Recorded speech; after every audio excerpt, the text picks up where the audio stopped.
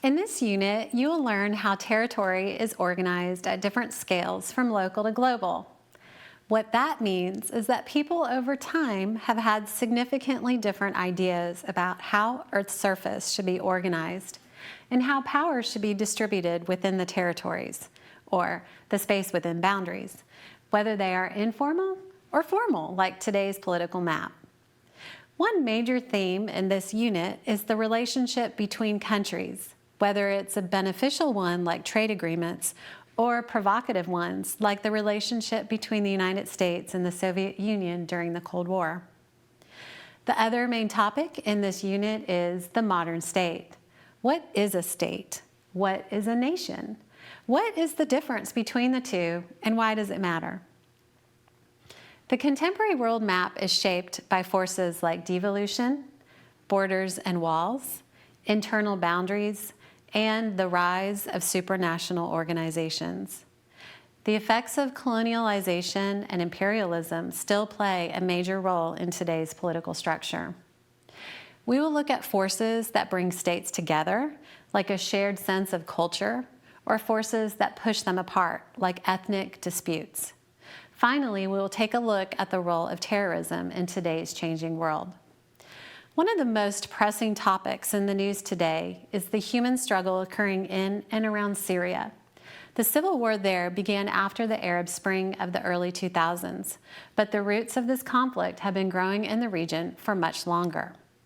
We have with us again today Dr. David Oualaalou, an international security lecturer, regular contributor to Huffington Post, and author of The Ambiguous Foreign Policy of the United States Towards the Muslim World, More Than a Handshake, and the forthcoming book, Volatile State, Iran in the Nuclear Age. Welcome, Dr. Oualaalou. Thanks for having me. Can you talk about how the borders in the Middle East have changed over time and how those changes have contributed to the current geopolitical status of the Middle East? Certainly. Well, as the 2007 unfolds, the Middle East continues to implode, and with each new event, it suggests greater threats to its people. Syria is ravaged by a civil war that no one knows the outcome of. Iraq is marred by sectarian violence. Yemen is a failed state. Then add to that the security and political instability in Iraq, and also the tensions now between Saudi Arabia and Iran. And what you have basically is a volatile stew of conflicting passions and ideologies. But before we move forward, we need to understand what are the reasons and the causes that led to this turmoil in the Middle East. The first thing that comes to mind is the secret agreement of the Sykes and Picot of 1916. When the borders were drawn back then, only they didn't realize that it will have an impact on today. Well, just a brief notion about the Sykes-Picot. That was a secret agreement that was made between France and Britain. Mark Sykes represented the British government, and François Picot represented the French government. The negotiations for that agreement were conducted secretly, first of all, between November 1915 and March 1916. And in May 26, 1916, the agreement was signed. And the deal was, as we see on the map here, the deal was that the A part will be given to the France, will be under the control of France, and the B part will be under the control of Britain. And this is why, till today, you still see, for example, in Lebanon, people speak French over there. Yeah. And the deal was, as the Sykes and Picot agreement highlighted back then, that Lebanon will be under the control of France, which will be also a haven for Christians at the time, the Maronites and the Druze. On the other hand, you get the Palestinian territory, which was at the time around the Bekaa Valley, which with the main population of Jewish people. Then you have also the Bekaa Valley, which was given to a land between the two rivers, was given to the Shia. And also you have now the sectarian Sunni Muslims, mainly in Syria. So what we see in today in the Middle East is a reflection of that secret agreements that Sykes and Picot made without taking into consideration certain aspects. There are three major points that I'd like to highlight as to the outcome of this agreement. The first conflict that one created was that the Arabs were not consulted on the agreement. In other words, the agreement was made in secret without their knowledge, which means that the Brits broke their promise that they gave to the Arabs back in 1910s, that if you rebel against the Ottoman Empire, and once that empire fell, we will give you your independence. And guess what? The Brits went back on their words. The independence did not materialize. And what happened is, during the 20s, the 30s, and the 40s, Western powers increased their immense influence on the region. And that led to some problems, some developments, especially in the 50s, with the breakdown of liberal constitutional governance systems, which was in the first decades of the 20th century in Iraq, Syria, and Egypt. That was one of the first problems. The second problem has to do with the tribal lines, which means borders. If you look at on the Middle East now, with all the countries where they are, there's always those made-up borders, but those borders are made up without the context of the tribal mindset on it. So when the Sykes-Picot made those borders, they did not take into consideration the impact of the tribal mentality, and that's how the Middle East is. And the third problem has to do with the emergence of nationalism, and that's what emerged in the 50s with Jamal Abdel Nasser in Egypt, followed by Syria, Hafez al-Assad, followed by Muammar Gaddafi in Libya, and followed also by Saddam Hussein in Iraq. The interesting thing about those four leaders, they all came from a military background. So it was Jamal Abdel Nasser in Egypt, and if you look at the map of Iraq and Syria, you look at Saddam was in Iraq, Hafez al-Assad was in Syria, and the Muammar Gaddafi in Libya. But let's focus on Iraq and Syria to link it to what it is today. As you know, the civil war in Syria is breaking into an ethnic dimensions. Same of what happened in Iraq. Iraq now is divided between the north, the center, and the south. You get the Kurds, you get the Shia, and you get the Sunnis. Syria is going through the same. Yemen is going through the same. Libya is going through the same. And all this conflict and upheavals in the Middle East are a reaction to the Sykes-Picot Agreement. So you will think after a century, those problems will subside? Not necessarily, because you cut through the fabric of the Middle East, especially when it comes down to border lines, and when it comes down to the geography, basically, and when it comes down to tribal settings. When I say tribal, I'm referring also to linguistics dynamics, cultural dynamics, religious affiliations, which what we see right now in the Middle East. And that's usually evolved or emerged now in the ongoing tensions between Saudi Arabia and Iran, because it's of a religious nature, even though it has political implications to it. So you take that into consideration with the younger generation now. Well, the younger generation has sort of reacted to that agreement. Your best example for it is the Arab Spring of 2011.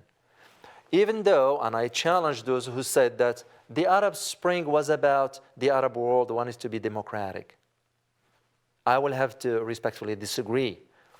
For one thing, because in the Muslim world, there will never be a democracy for one particular theory or principle. There is no separation between church and state. Church being the mosque and state being the government. So for us in the West, we do have that principle, a separation between church and state. It does not exist in the Middle East. This is why the democratic institutions in the Middle East will fail. This is why you have leaders in the Middle East that stay in power for over 30 years, thinking that is some divine power that's been given to them, that it's their God's given right to be in power for over 30. Yes, Saddam has ruled for over 30. Muammar Gaddafi has ruled for 41 years. Hafid al-Assad has ruled for over 25 years, 28 years.